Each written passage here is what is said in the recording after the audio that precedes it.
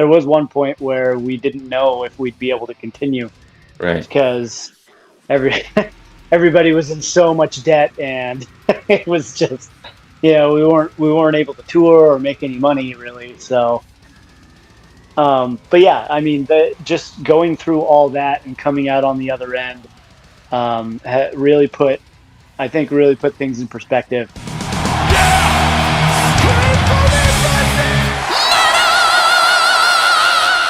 Hey everyone, welcome to the channel. My name is Belgian Jasper. If this is your first time in the channel, hit subscribe right now.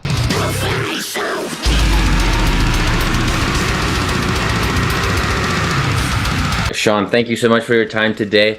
Necromanteum is out in October, so we are getting into that launch cycle. You know, that your press team is making you do interview after interview, and I'm sure that there's a ton of stuff that is falling on your plate. But how are you living up to like, how do you, how does a time like this go? Like, we're a few weeks, well, over a month still out of the release, but it's starting to happen. The buzz is growing. How do you experience that? Well, I mean, it's it's exciting and boring at the same time. Because we're at this point, it's coordinate. I mean, all the releases are coordinated and all that, and so there's nothing really to do, and we're waiting for the tour to start. And but it's really cool to see everybody's reactions to the new songs that we do release. The reaction to Necromanteum was, as good as we could have expected. And then for me, the reaction to Death's Forgotten Children is actually a lot better than I thought it would be. Mm-hmm. I mean, not that I don't like the song. I do. I love the song. It's just for me, like, listening the whole record, that's not one of my favorites off the record. But everybody who's heard it has been extremely excited about it. Yeah. So. Okay. Cool. Well, I know it might be boring having to talk about your own stuff all the time. So maybe real quick before we get into the new album, let's talk about something else, because the band, I know all the founding members had a fondness for Cannibal Corpse, and Cannibal Corpse is also releasing a new album. I don't know if you had a chance to listen to that one already, but that's a strong new album. Does that also, like, as a fan, are you still excited about those legacy bands releasing new albums? Yeah, absolutely. Because it's always fun to hear, what the new stuff they're putting out. After all these years, I mean, we're kind of a legacy deathcore act, at this point. So I'm sure people are still excited to hear what we're putting out after all these years.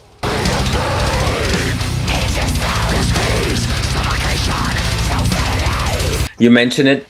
People will very likely consider you guys a legacy deathcore act at this point. I mean, you guys are doing this for 18 years, I think, now. So that means the big 2-0 is coming soon. Milestones like that, not want to make you feel old there, but do milestones like that, are they important to you, or do you really not care too much? I mean, I think it's more important to celebrate it with the fans. Mm-hmm. I guess it's important to me that we're still doing it. We're still we still find joy in writing music and touring. Yeah. As far as actual milestones, I guess it's cool, but it's not something that I personally look forward to.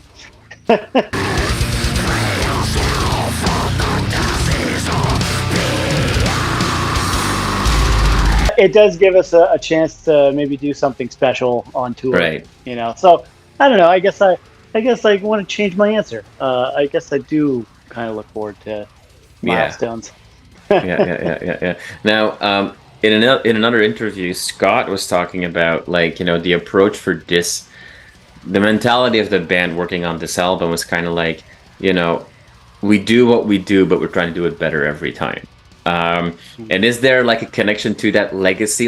Did you go up to a point now where it's like you have to have a certain level of respect for your own legacy and your own sound? You're not, after 18 years, you're not going to put out just gonna say something, a jazz album all of a sudden. Is that part of it, that like, you know, you want to do better, but you are conscious of not getting completely in left field? Yeah, I would say every album we write is, you know, that's definitely the forefront of our thinking. You know, Mm-hmm. we don't want to. I mean, we obviously want to progress into, you know, something new for a new album, but we want to pay respect to all the fans and all the people that, you know, got us to the place where we are. Mm-hmm. You know, so keeping, you know, the cool. I mean, it's not that we grown it, you know, keeping some of the things in our music that we do. We like it. That's why that's why we keep some of the things while adding new elements.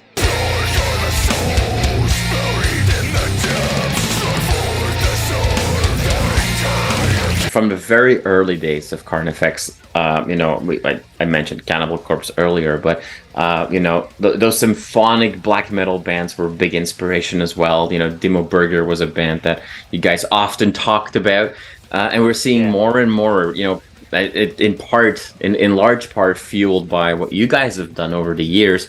In the last, like, I'm gonna say 5 years, we're seeing this whole resurgence of younger, newer bands that are very much putting that, you know, that symphonic element, you know, front and center in their deathcore. We see that with bands that are doing really well right now, like Lorna Shore, but there's a ton of bands across the spectrum that are, you know, really embracing that more and more. Is that something that you could take a step back and go like, that's pretty cool, because we kind of, like, you know, paved the way for that, and seeing people more and more adopting basically like your vision?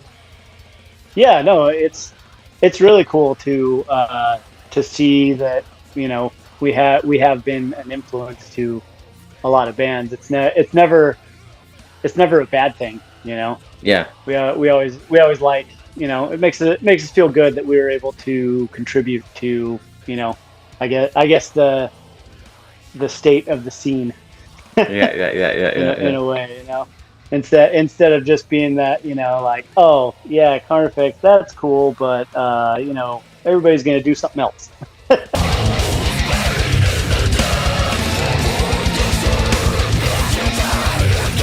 The deathcore scene as a whole, not you guys, but the deathcore scene as a whole, had its ups and downs and its popularity, like peaks and valleys, if you will.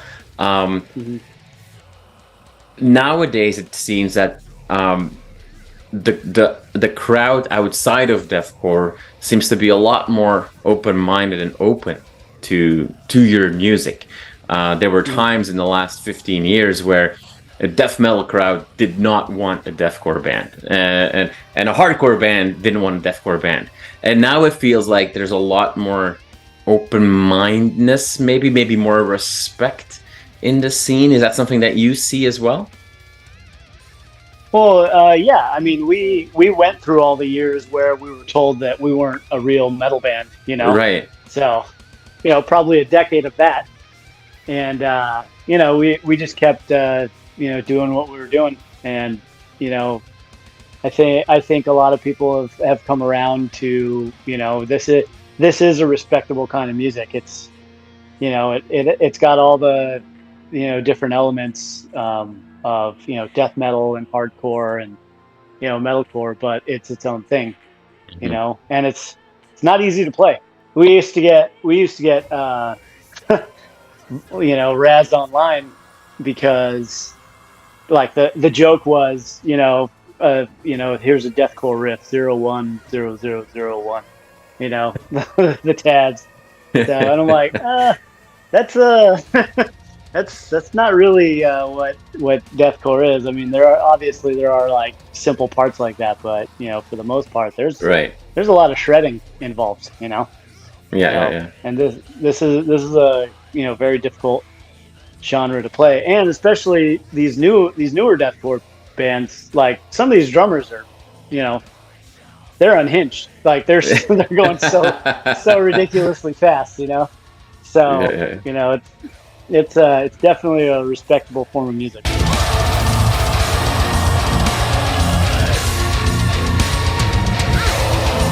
band. I mean, there's changes in every band, and there were changes with Carnifex.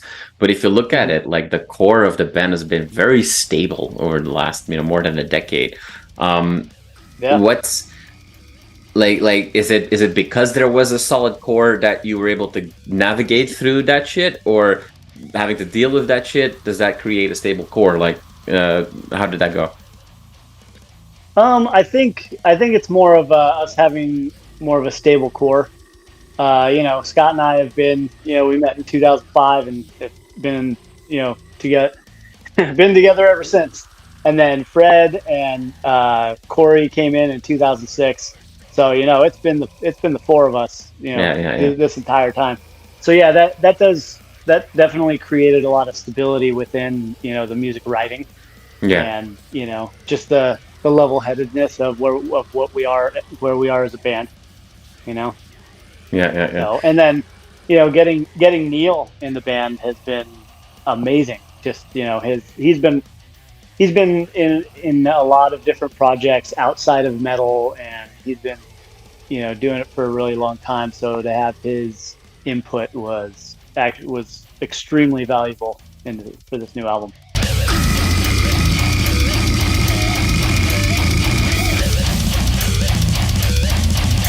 The album it's epic. There's bombast, to use a special word. There's color as well. There's a warmth almost to this album, and that is mirrored also in the themes that you guys talk about. The previous albums of Carnifex were very much more introspective, a little bit more intimate, maybe is the right word to describe them. Mm-hmm. Now you guys tackle some really big concepts, and we're talking to the dead basically throughout the album as well. But it's more outward looking.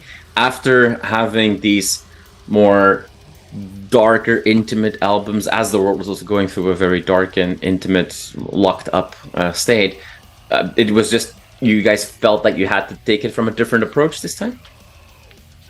Yeah, I mean, the last 3 years, all the lockdowns they were extremely hard on all of us as a band. And at one point, there was one point where we didn't know if we'd be able to continue, right? Because everybody was in so much debt, and it was just, we weren't able to tour or make any money really, so.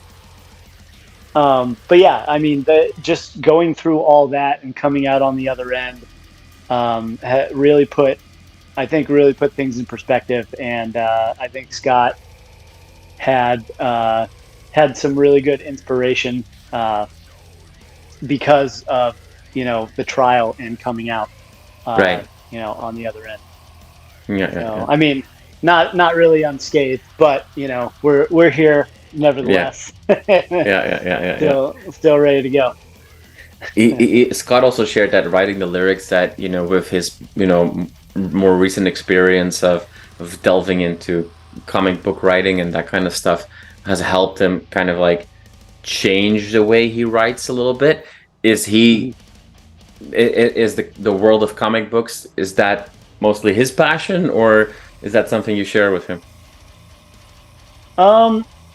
It's not something I share with him. I like comic book movies. But yeah, he got really into comic books and writing, and he writes he tries to write screenplays, and he wrote his graphic novel, and he's working on the second one. So yeah, I mean, obviously practicing a craft, you learn to hone it a lot better. And when somebody's only writing lyrics, you kind of get trapped in this box of I write it this way. So he's expanded, it was cool because he's expanded his writing into other things, so that he's kind of been able to break out of that box and look at his lyric writing in a different way. Yeah. It's cool.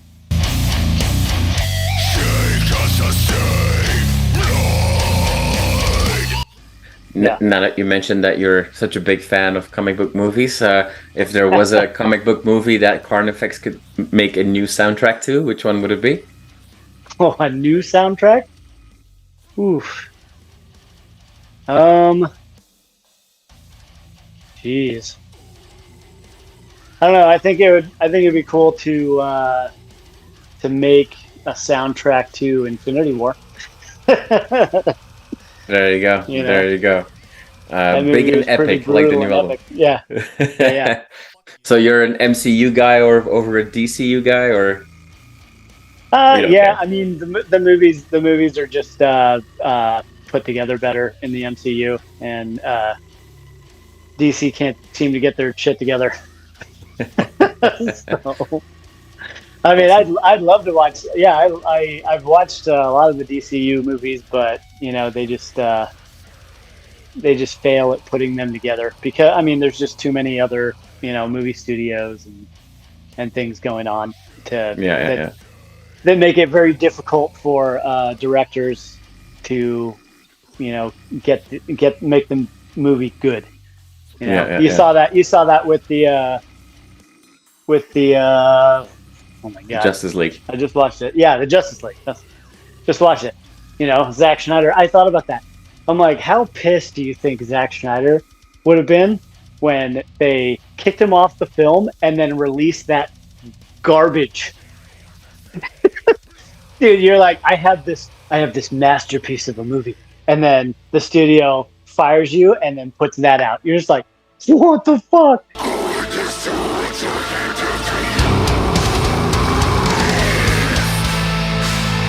Are the drummers in bands a little bit like directors as well? Yeah, I they think. can be. I mean, you know, I So do know. you feel some personal empathy for for Zack Snyder? Oh, yeah, absolutely. I mean, yeah, especially if you're a music writer, it's like, could you imagine, working on an entire album and then getting kicked out of the band, and then whoever comes in totally edits it and rewrites the whole album and just puts it out and just fucking garbage, and you're just like, oh my god, I'm waiting okay. for you to make a Dave Mustaine reference here, but Ah, uh,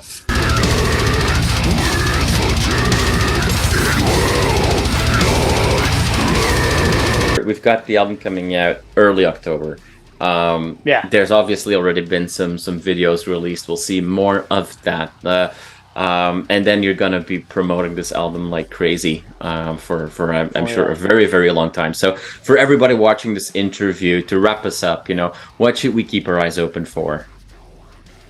Well, we will be releasing one more track before the tour, so keep your eyes out for that. Also on the tour, since it is the Necromanteum tour, we're going to be playing quite a few songs off of it. So Awesome. I mean, album's out October 6th. Listen to it, get ready for the show, and come experience those tracks live. It's going to be awesome. We have VIP packages if you want to, come if you want to see us and talk to us before the show. And we're going out with our friends in Signs of the Swarm, um, The Last 10 Seconds of Life, and To the Grave. So it's going to be great.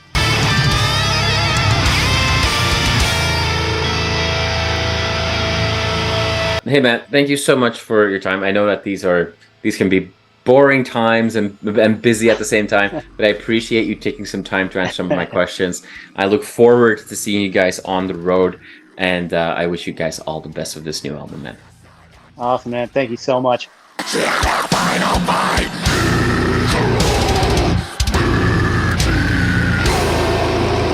You are awesome for watching this video. Click right here to see more content like it and subscribe to the channel.